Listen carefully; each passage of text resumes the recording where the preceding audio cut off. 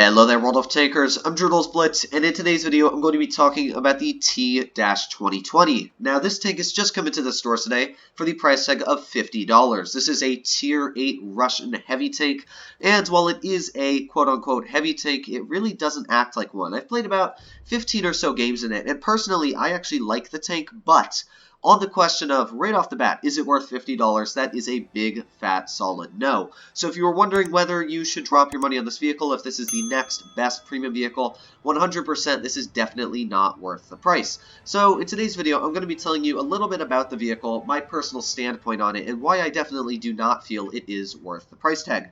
So first of all, getting into the tank, what is it? So if you pretty much get like the IS-5 in front of me, it's pretty much like getting an IS-5 and then making it almost worse, which is, it's kind of sad. I personally like the aesthetics. I think the tank looks really, really cool. The shields all over it, the barbecue grills on the side, I actually think the tank looks great.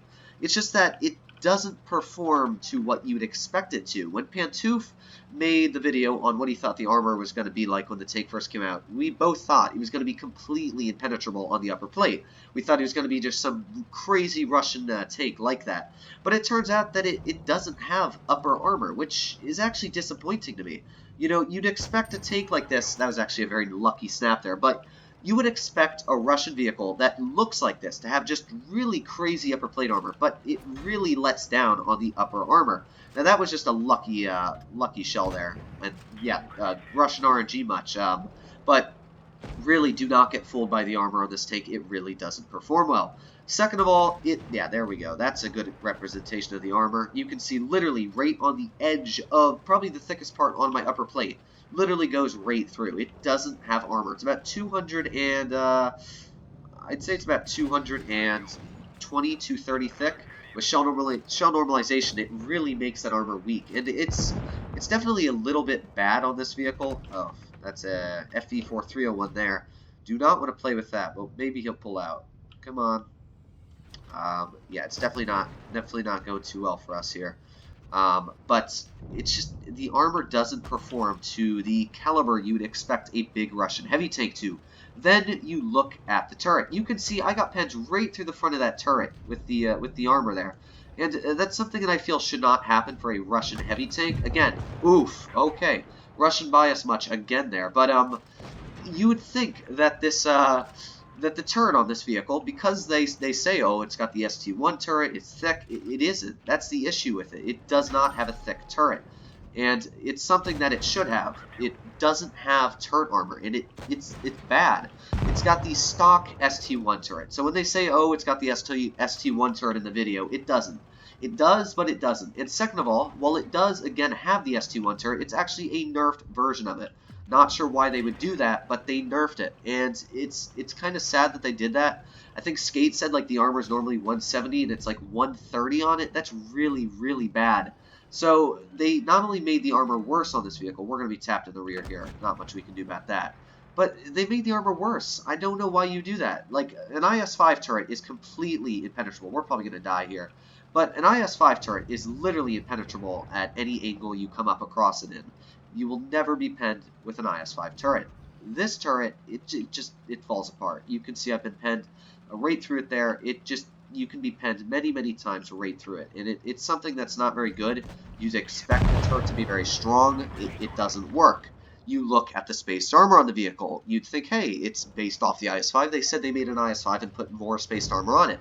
Well, again, you'd be tricked because the spaced armor on this tank, it doesn't really work as spaced armor. Actually, the upper part, the upper plate above the grills, as you can see on the side, that spaced armor there, is actually very, very good for side scraping. That is pretty much impenetrable. Even at very nice angles, it's very hard to penetrate that spot. But anywhere below it, if you're going against this vehicle, just shoot where the tracks aren't right now, where they've sort of, you know, fell down, shoot in that little crease there, and it's pretty much about 200 millimeters at a decent angle on side scraping, where an IS-5 would probably be about 400. You wouldn't be able to pen it at all.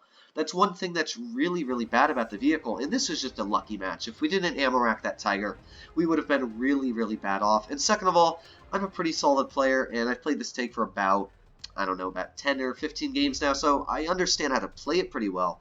I like it. As I said, I like the way it looks. I actually really like the vehicle. I've got a solid win rate in it. I like the animation on the top where the gun shoots out the shell. It's just that for $50, you can't expect people to spend this much money. When I played the IS-5, I was with my friend, and I compared the IS-5. I went into a training room, and I compared both takes. I tested how they played, how everything worked out, and honestly, the IS-5 bounces more shells. It's got a better upper plate because, I don't know why, but for some reason it's got a better upper plate. Of course it's got a better turret because this thing, it's just, the side armor on the turret of this thing is awful. An IS-5, oh yeah, the turret is that round Russian, like, Stalinium. It just bounces everything that hits it. This tank, because it's that stock turret and they nerfed it a little bit, it just completely sucks in the turret armor. If it had a solid turret, I think that this tank would be decent. But it doesn't have a good haul, doesn't have a good turret, and the gun, it's exactly the same as an IS-5.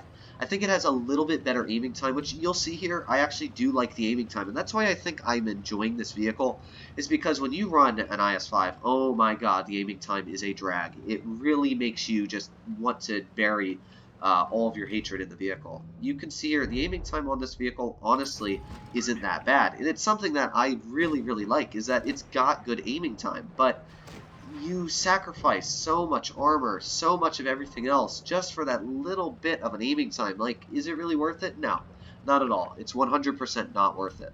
So here we go. We got the T-44. We just got penned for 500 there. Thankfully, we weren't penned by that guy. That must have been the T-30 firing like a premium round into us. But again, look at that. Right into the upper plate. There's no upper armor on this vehicle. So we got tapped, I'd say about there. I actually think that hit somebody. I'm not 100% sure, but that actually wasn't the T-30. I've got no clue what hit me.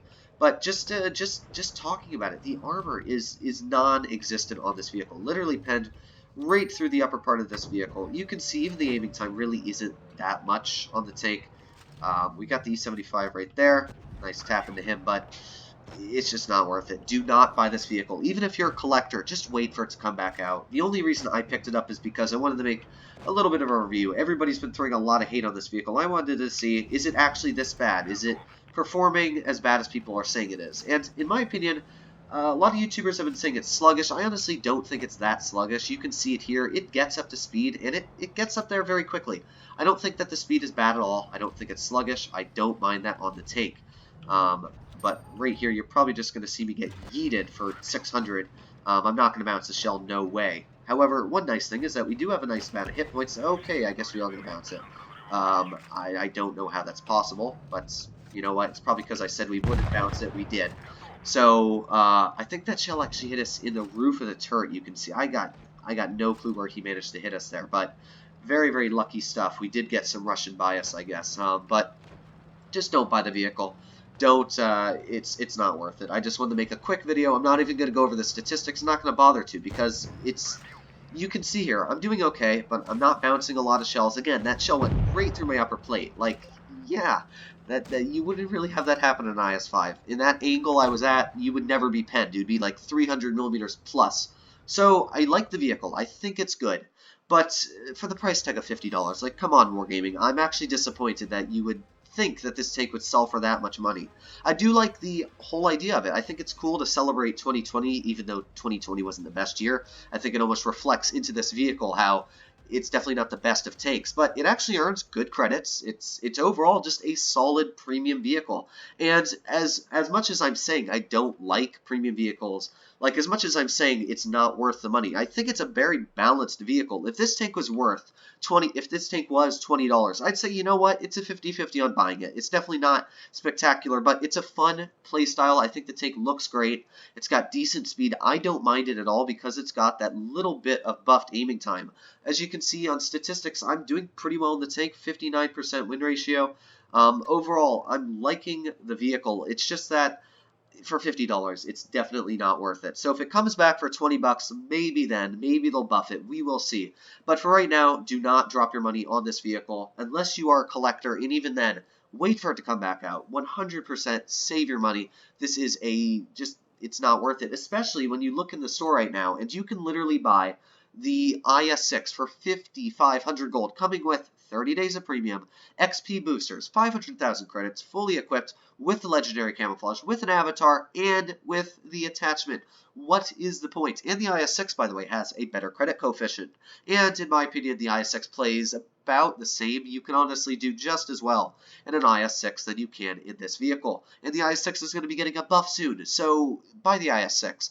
So yeah, that's my final opinion. Even the Carnarvon Action 10, like buy the Carnarvon Action 10 over buying the like if you don't have the Carnarvon Action 10, get this take 100%. You still got 4 days left over buying the T-2020. So that is my review on this take. It's not even a review. It's just don't buy it. You can get an IS-5 for 1,500 gold that performs pretty much better in most scenarios than this vehicle does. It's a little bit faster. It's got a little bit better of armor profile than the IS-5, and the turret's way better.